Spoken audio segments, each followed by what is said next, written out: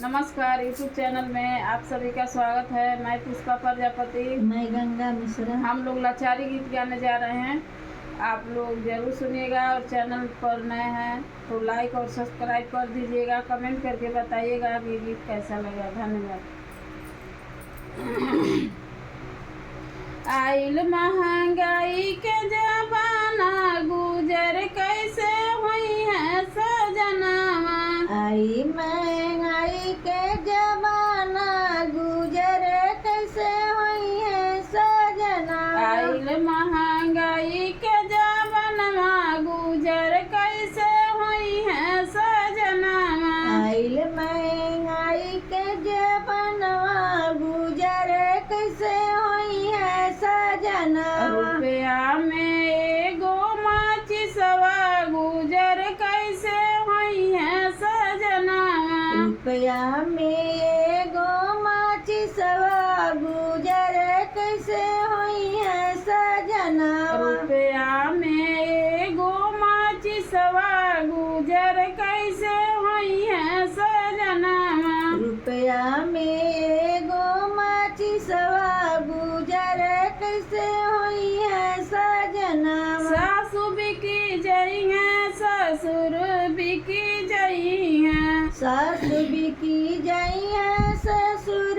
बिकी जई है। सासु बिकी जई है, ससुर बिकी जई है। सासु बिकी जई है, ससुर बिकी जई है। बिकी जई है ननदी नागिनवा, गुजर कैसे हुई है सजनावा। बिकी जई है ननदी नागिनवा, गुजर कैसे हुई है सजनावा। बिकी जई है ननदी नागिनवा, गुजर कैसे हुई है सजनावा। बिकी जई है ननदी नागिनवा, गुजर कैसे हुई है सजनावा। आइल महंगाई के जमाना, गुजर कैसे हुई है सजनावा। आई महंगाई के जमाना, गुजर कैसे हुई है सजनावा। आइल महंगाई के जमाना,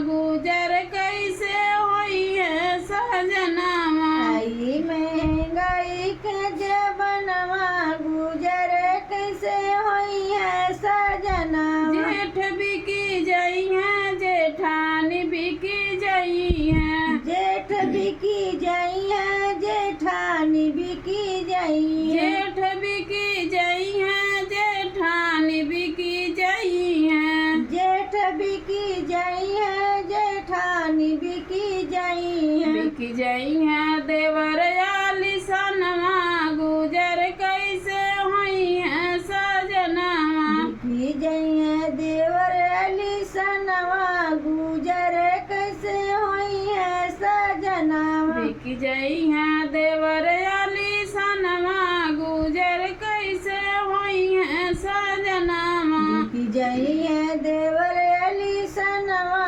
गुजर कैसे हुई है सजनावा। रुपया में एगो माचिसवा, गुजर कैसे हुई है सजनावा। रुपया में एगो माचिसवा, गुजर कैसे हुई है सजनावा। रुपया में एगो माचिसवा, गुजर कैसे हुई है सजनावा। रुपया में एगो माचिसवा, गुजर कैसे हुई है सजनावा। सैया बिकी जई है, सवती बिकी जई है। सैया बिकी जई है, सावती बिकी जई है। सैया बिकी जई है, सवती बिकी जई है। सैया बिकी जई है, सावती बिकी जई है। बिकी जई है गोद के लालनवा,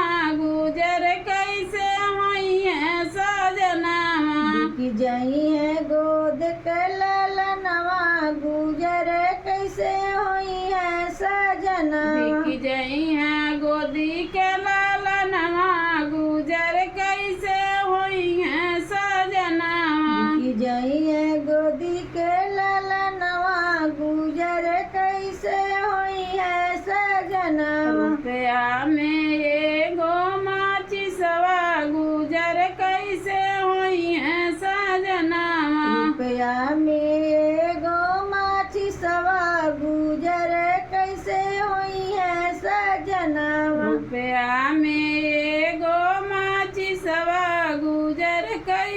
हुई है सजनावा। रुपया में